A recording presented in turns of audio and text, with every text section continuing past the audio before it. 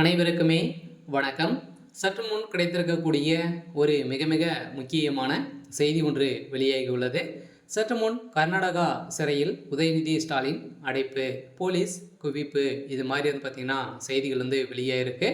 So ஏற்கனவே உதயநிதி ஸ்டாலின் அவர்கள் பார்த்தீங்கன்னா துணை முதல்வர் ஆனதுலேருந்தே ஒரு மிகப்பெரிய சம்பவங்களாக தான் செய்துட்டு வர்றார் இல்லையா? ஸோ அவர் வந்த பேச்சையே ஸோ நடவடிக்கையே சரியில்லாத அளவிற்கு தான் பார்த்தீங்கன்னா இப்போ தமிழகத்தில் செஞ்சிருக்காரு. அவருடைய ஆட்சி அதிகாரத்தின் அடிப்படையில் அனைவரையுமே இழிவாக பேசக்கூடிய நிலை உதயநிதி ஸ்டாலின் பேசியிருந்தார். ஸோ இதை அதுக்கப்புறம் பார்த்தீங்கன்னா முதல்ல சனாதன வழக்கின் மூலமாக ஏற்கனவே உதயநிதி ஸ்டாலின் அவர்களுக்கு ஒரு மிகப்பெரிய ஒரு இடியாக தான் விழுந்திருக்கும் மாதிரி பார்த்தீங்கன்னா ஸோ இந்தியா முழுவதுமே இருக்கக்கூடிய மக்கள் அனைவருமே அங்கங்கே பார்த்தீங்கன்னா அவர் மீது வழக்கு பதிவு செஞ்சுருந்தாங்க.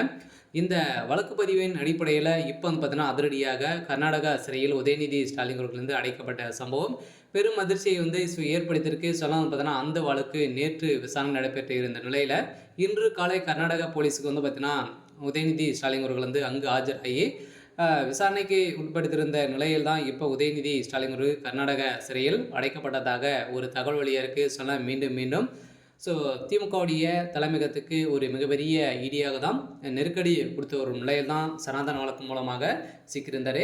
ஸோ இதை பற்றி இந்த வீடியோவில் நம்ம முழுமையாக பார்க்கலாம். ஸோ அதுக்கு முன்னாடி நம்ம சேனலுக்கு இப்போ தான் நீங்கள் முதல் முறையாக வந்திருக்கீங்க அப்படின்னா மறக்காமல் நம்மளுடைய சேனலை சப்ஸ்கிரைப் பண்ணி சப்போர்ட் பண்ணுங்கள். ஸோ வாங்க வீடியோக்குள்ளே போகலாம்.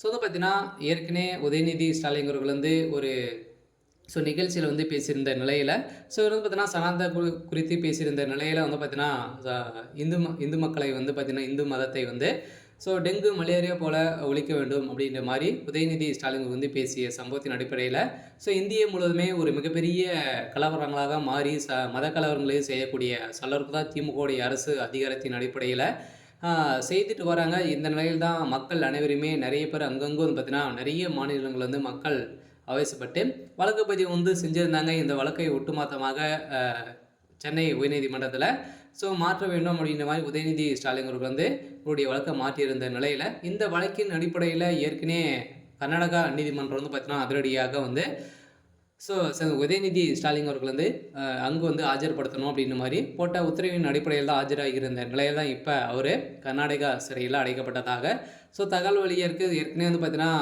ஆந்திரா உடைய துணை முதல்வரும் பார்த்தீங்கன்னா உதயநிதி ஸ்டாலின் மீது நிறைய விமர்சனங்கள் எழுப்பியிருந்த நிலையிலும் உதயநிதி ஸ்டாலினுடைய கதை ஒட்டுமொத்தமாக முடியக்கூடிய சூழ்நிலைக்கு தான் இப்போ பார்த்தீங்கன்னா நடந்திருக்கு. இப்போ உதயநிதி ஸ்டாலின் அவர்கள் கர்நாடகா சிறையில் அடைக்கப்பட்டதாக ஒரு தகவல் வழியாக இருக்குது. இருந்தாலும் என்ன நடக்க போகுது அப்படின்றத வெயிட் பண்ணி பார்க்கலாம். இது மாதிரி செய்திகளை தெரிஞ்சுக்கணும் அப்படின்னா மறக்காமல் நம்மளுடைய சேனலை சப்ஸ்கிரைப் பண்ணி சப்போர்ட் பண்ணுங்கள். தேங்க்யூ.